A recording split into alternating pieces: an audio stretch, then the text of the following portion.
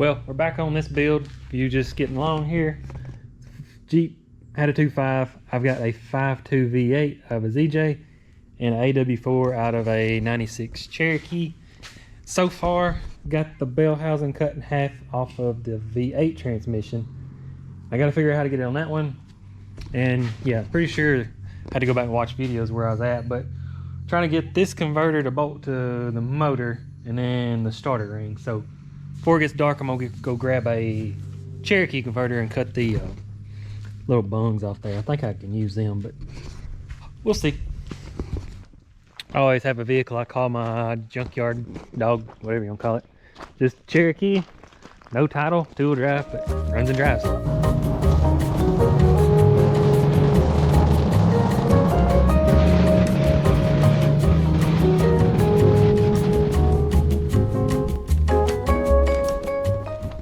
I never got to finish organizing. All this stuff used to be in that field, but I've got this old trailer and shit, I got to finish it out, but I believe that converter will work right there. If you didn't see the last video, this is a V8 converter, and I tried to cut these threads off, but they actually go down inside of there, so I don't know how that works, but you can see, I'm pretty sure these just rest on top, so I'm gonna try to cut them off there and see if they'll work. It seems like there's... Nah. Oh, that's the starter ring. We gotta get it off there, make it fit AW4 converter, but let's get these bungs on there first.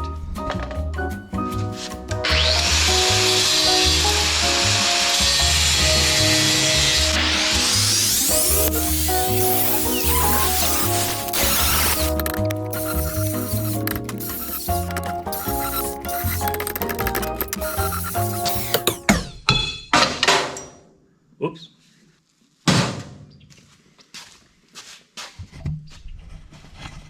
Got them all cut off there. Now I gotta get them cleaned up, bolted up, see if it's gonna work.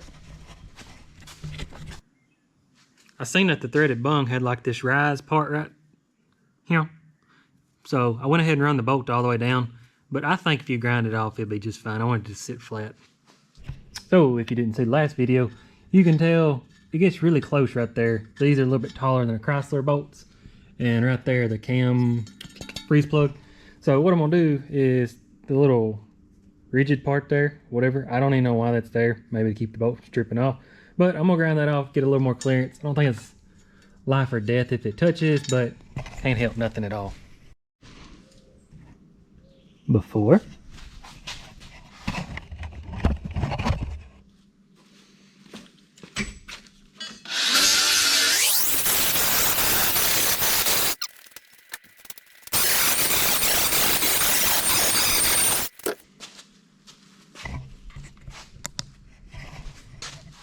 And after.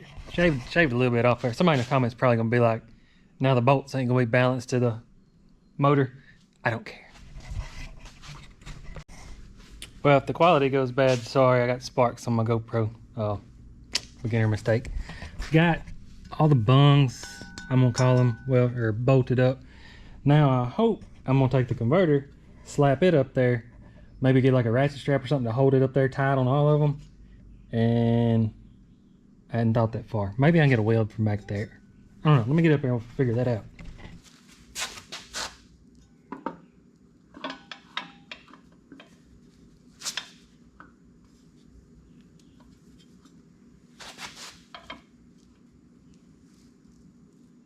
Okay, well, I might can make this work. I don't know. I don't have no way to get it. I need some spacers.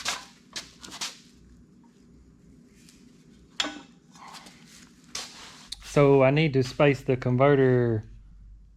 How do you say it? The converter won't reach the bung, so it's not going to be true. So what I'm going to do is take the bungs, and I'm going to, I know it's not professional, but I am going to get out my calipers and measure stacks of 3, and then I'll bolt it up there, and then when I go together, I may have to order like a stud, and then you can stud them. I'll figure it out.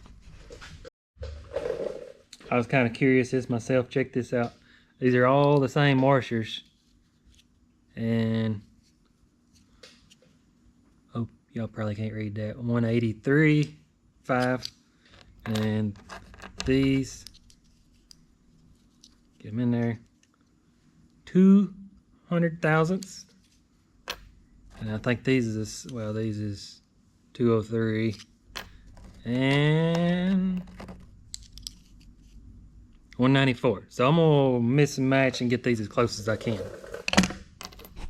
Finally found a matching, well, I just made a matching stack. I had no idea that washers, they're all, of course they're all cheap China stuff, but none of them match at all, like not a single one. So gonna get them bolted on. Hopefully we'll be heading in the right direction.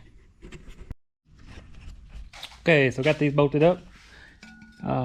It's not ideal. I did think about cutting this part of another flex plate out and bringing it out. You can see there's just enough lip that I could have spaced it this way to get the converter closer to this. But hopefully this one will work this time. We'll try it. So glad these ain't that heavy. They're not light, but could be worse.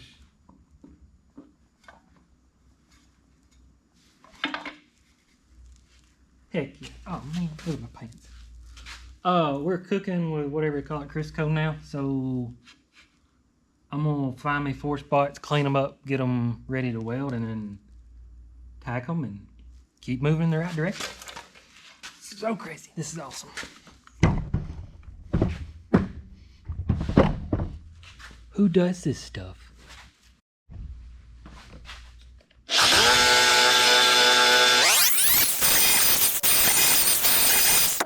Every time I keep doing something, I get a little more excited. This is actually working. Got a ratchet strapped up there. Got a tack weld them on the edge, best I can. I'll pull it off, give it a full weld. And I just measured the starter ring, whatever we're gonna call it. I think it's gonna work out perfect. So that's the next step. As soon as I get these welded, then I don't know. In the middle of welding this, I remember a buddy of mine was welding a drain plug in an oil pan and it exploded. So this torque converter still got fluid in it. So I'm just gonna do some gentle tacks and then let it lay face down for a good minute and then put a hot weld on there because I don't want it to explode in my face. That wouldn't be good at all. Got the converter off, got it laid here. This is just mind-blowing, the whole thing. So what I'm gonna do, take the washers, I'm gonna bolt them down, probably grind that off. Just give them one tack. They shouldn't, hopefully I shouldn't have to take this Jeep back apart, who knows. And then while this is draining down, I'm gonna go cut the starter ring off. And I don't think I've told you, if that starter ring works, this is gonna just absolutely blow my mind. Because that's pretty much the last missing piece of this puzzle, whatever they say. But I got to get somebody with a lathe. I wish my brother would hurry up, but different story. What I'm gonna do, figure out my distances. Got to cut this one in half. And I don't know why I'm explaining this stuff to you. I'm doing it in the video. Okay, anyways, I cannot remember if I showed y'all the wheels. I'm sorry if I'm showing them to you twice. That's bad. Like, not even, it's just really bad. But I'm cutting that off there, by the way. Well, I know nobody's gonna believe me, but just cut it off there. And I have no clue if it's gonna fit, but y'all get to watch it if it does. Well, I'll just set the camera down here. Oh my gosh. Literally, it fits perfect. I swear for goodness, this is gonna be like, wow. I may have to waller it out and go down. I don't know, I gotta check my spacing. But that's pretty daggone close. That's, heck yeah. So I've got to do in just a little measuring with a tape measure. I know it's not precise or nothing like that, but you figured me out. And it's like, oh my gosh, so close. So what I'm gonna do is, I'll get this up there. Don't lose them. Where is it at? Like right there, I can't, it's like a burr weld. So whatever, I'm just gonna take and run a grinder around this edge and kind of put a taper on it and see if I can get it to fall down just to, I mean, it's not even a 1/16 of an inch, so won't take much. And then I still gotta weld them, probably tack that, bolt it up, and then I think I can actually bolt this over it and bolt my starter up. I think it's gonna work. Okay, so I got everything welded and tacked. These, I tacked the washers, fully welded them, I'm gonna let them cool. I think all that's good. this is close. I think it's gonna, I don't know why it's popping, but I just eyeballed it. I'm not gonna get out special tools, but I don't care if it sounds like an old square body firing up. As soon as it cranks up, you'll be like, no. Every step I keep making, I keep getting more excited. It's not like I'm gonna drive the thing tomorrow, but I'm just glad that everything is working out. Let's see, one little bobble. I don't know how well you can see this. Check out the gap here versus the gap there, if you can see it. I'm gonna check for clearance, but I may take the flex plate off and line all that up on the ground. But I'm just, yeah. So I'm gonna bolt this on, check for starter clearance. I'll show you how to do that. And yeah, this just feels really strange. I don't guess I've ever done it this way before. So now what I'm gonna do is take my starter, and hopefully I've got an impact gun, and yeah, those. So I'm gonna take that off, and then I can actually kick the starter out manually. And I know it's not perfectly straight, but where it's at is the happy medium, so that's about where it should be. May have to rotate a little more, but I want to see if this fits.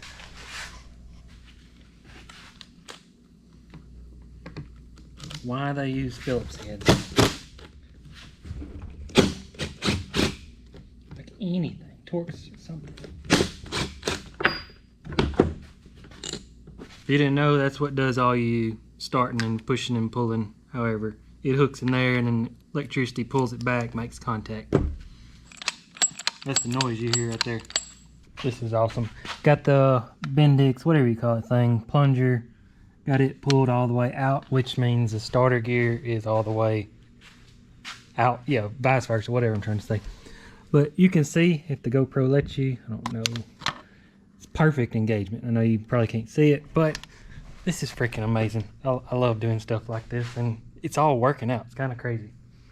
So next, I gotta get the starter gear perfectly lined up and then fully weld it and go to the next step. I didn't think these was that bad. I don't know if you call it phased or what, but I did wind up marking that one for that hole, whatever, because I got it in there and I had to spin it. Luckily, I only spin it one time. Usually, you know, you got to spin it like 3 or 4 times. But finna take it off and get the starter lined up. Yep, got the flex plate off and sit it here. Oh, I about dropped that torque converter. You would have thought I was trying to save like a kid falling from a bridge, and it's pretty heavy and sharp. Luckily, it didn't get hurt. Let me slide it down. Close enough. Watch this gap right. Yeah, well, it's just barely, but watch the gap as it spins. See, it gets pretty big, it's small. So I'm gonna use that as my judge, and like I said, if it just makes a rah noise, I don't really care. So yeah, get that, and then start measuring on my flywheel. Or bell housing, sorry. Got the starter ring cut off, and what I've done is I've bolted the actual flex plate up there, and I don't know if you can tell, I've used it for a judge. I actually think I got to adjust it a little bit there, but that's how I'm gonna do it. Tack it on the bottom side, and then you've seen the 6 ugly welds, so hopefully I can do a little better nose welds to make it hold together. And then, yep, keep going. Easy.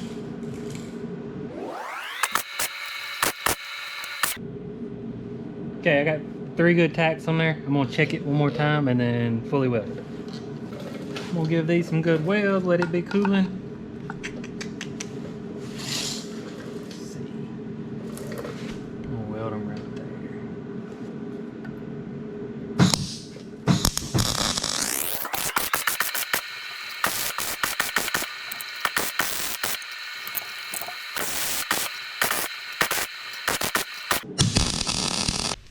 Got the ring welded on there. I welded it there to kind of double up the weld strength to hold the bungs and that. Get this off here.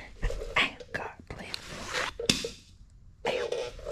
4 good welds. Tried to keep them pretty even for balance issues. Not like I care.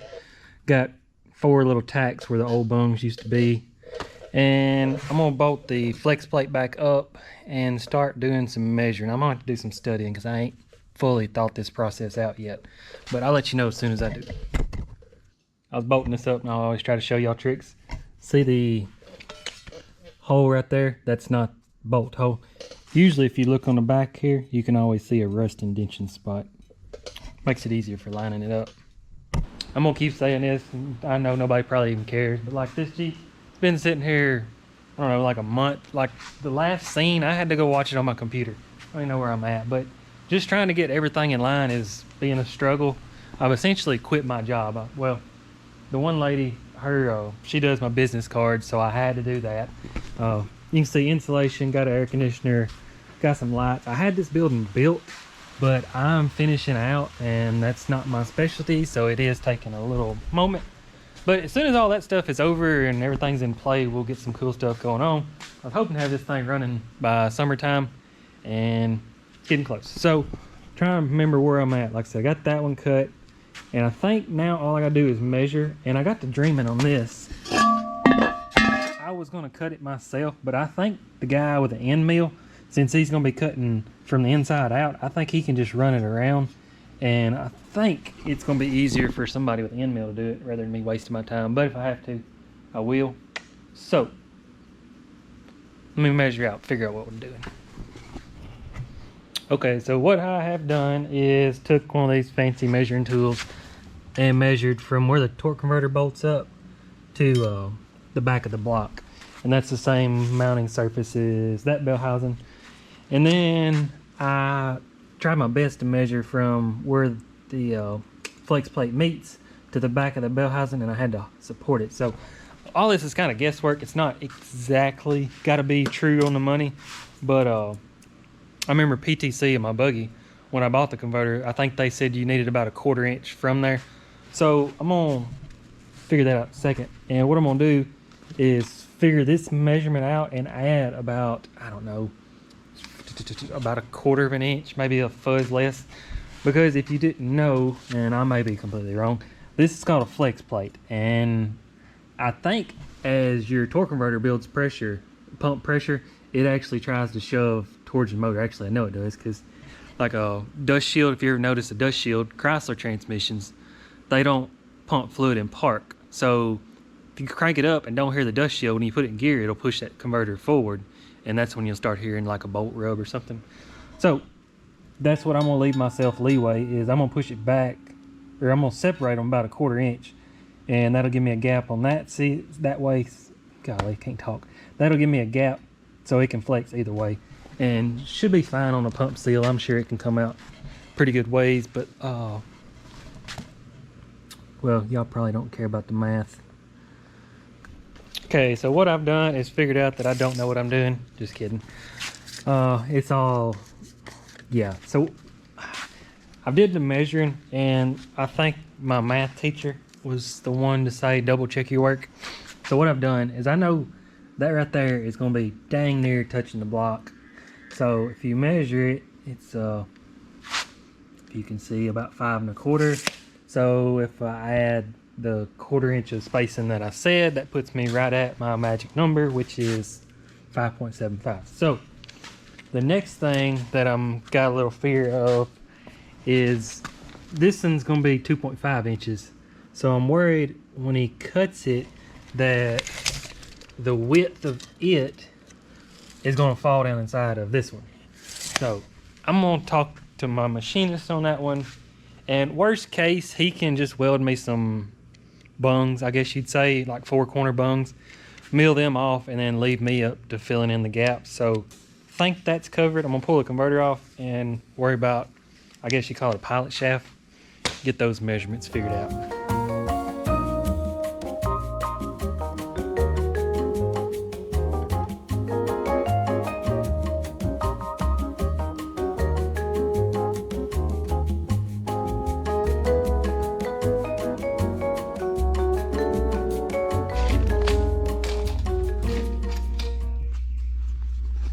Add this part somewhere, wherever you feel like it.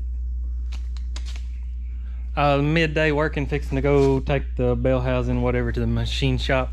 And you know, sometimes you just overthink stuff. So I was looking, I said, why did you not do this in the first place?